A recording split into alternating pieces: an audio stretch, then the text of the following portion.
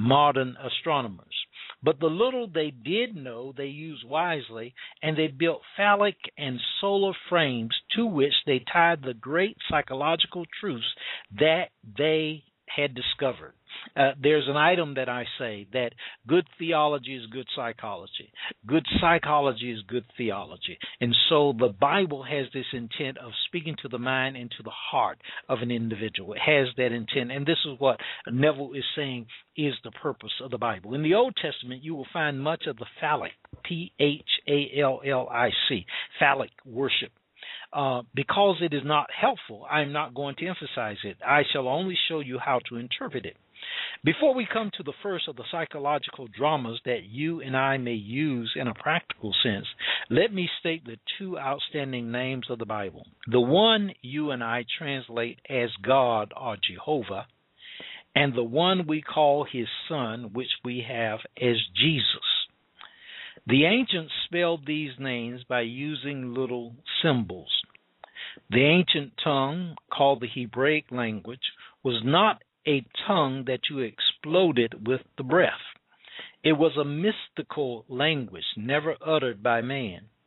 Those who understood it as mathematicians understand symbols of higher mathematics. It is not something people use to convey thought as I now use the English language. They said that God's name was spelled Yod-He-Waw-He. I shall take these symbols and in our normal down-to-earth language explain them in this manner. The first letter, Yod, the Hebrew letter Yod. He translated it, transliterated J-O-D. Could also be, I believe, Y-O-D. Yod, Jod, J-O-D. Is the name God. In the name God is a hand or a seed. Not just a hand, not just any hand, but the hand of the director. If there is one organ of man that discriminates and sets him apart from the entire world of creation, it is his hand. What we call a hand in the anthropoid ape is not a hand. It is used only for the purpose of conveying food to the mouth or to swing from branch to branch. Man's hand fashions. Man's hands mold. You cannot really express yourself without the hand. This is the builder's hand, the hand of the director. It directs and molds and builds within your world. The ancient storytellers called the first letter Jod or Yod, the hand or the absolute seed out of which the whole of creation will come. The second letter, Heth, H-E, they gave the symbol of a window. A window is an eye. The window is to the house what the eye is to the body. The third letter, Wow, they called a nail. A nail is used for the purpose of binding things together. The conjunction an in the Hebraic tongue is simply the third letter, or thou. If I want to say man and woman, I put the thou, V-A-U, in the middle. It binds them together. The fourth and last letter, Heth, is another window or eye. In this modern, down-to-earth language of ours, you can forget eyes and windows and hands and look at it in this manner. You are right where you are right now, seated, driving, standing up, whatever it may be. The first letter, Yod, is your I amness, your awareness. You are aware of being aware. That is the first letter. Out of this awareness, all states of awareness come. You are aware of being aware. The second letter, Heth, called an I, is your imagination, your ability to perceive. You imagine or perceive something which seems to be other than self, as though you were lost in a reverie and contemplated mental states in a detached manner, making the thinker and his thoughts separate entities. The third letter, thou, is your ability to feel you are that which you desire to be. As you feel you are it, you become aware of being it. To walk as though you were what you want to be is to take your desire out of the imaginary world and put the vow on it, or put the nail upon it. You have completed the dream of creation. I am aware of something. Then I become aware of actually being that of which I am aware. I want to read this third letter again because it's so vital that you have the aspect of being the director. You have the aspect of the I amness, your awareness. You are aware, or you are defining yourself as something, so you are aware of being aware. That's the first letter. The second letter is your imagination, your ability, conceive and to perceive, your imagination. You imagine or you perceive something. And then the third letter is your ability to feel that you are that which you desire to be. As you feel you are it, you become aware of being it.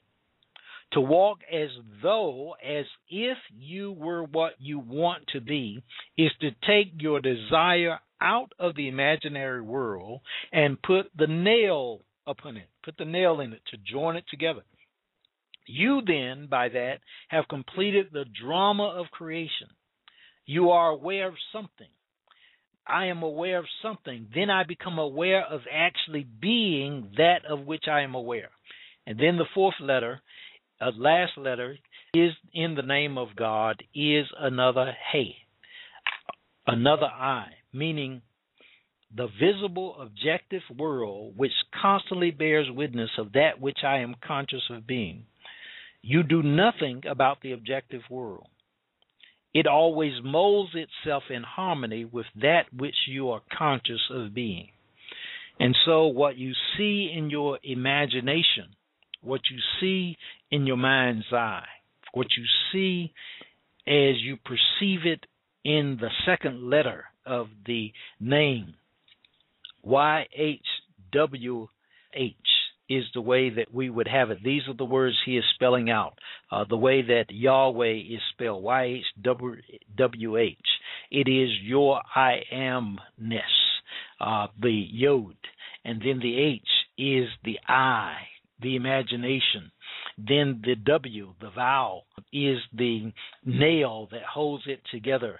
And then the next H, YHWH, is what he's referencing here. The fourth letter is another I. It means the visible objective world. So what you see with the first I, what you see via the eye of your I amness, what you see via the eye of your consciousness, you then feel that, become aware of your actually being that which you are aware. You begin to feel that, to sense that, to be that, and you are as if it already is. It's a level really of conviction, and that is what he's referencing here, because it is possible for an individual to say something to the effect of, I tried it and it didn't work.